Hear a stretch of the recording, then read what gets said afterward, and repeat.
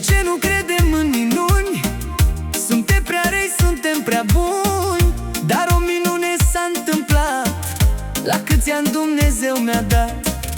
În asta lume zbuciumată, de pandemie dezbinată, azi mulțumesc lui Dumnezeu că ce-a venit și rândul meu. Să fiți doar frați, să vă iubiți, în veci să nu vă dușmăniți. Averea nu-i mai de preț decât iubirea fără preț. Părinții v-au crescut cu greu, rămâneți uniți mereu, că tot ce strânge omul în viață, iubirea lasă, nu bogăția.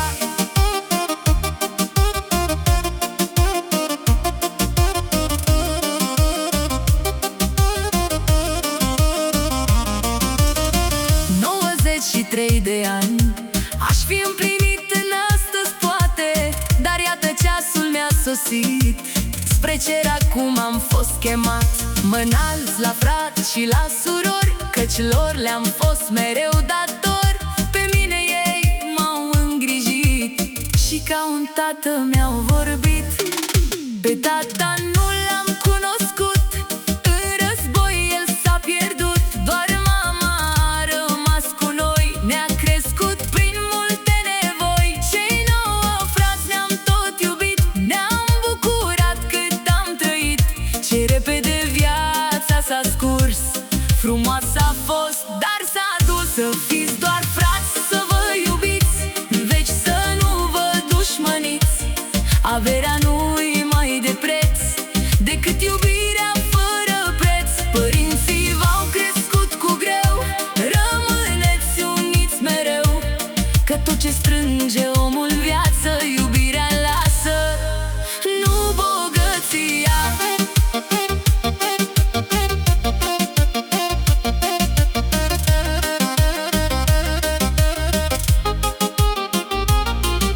De când eu m-am căsătorit, cu a mea soție am zămislit. 4 copii am dăruit, dar unul, Doamne, l-am pierdut.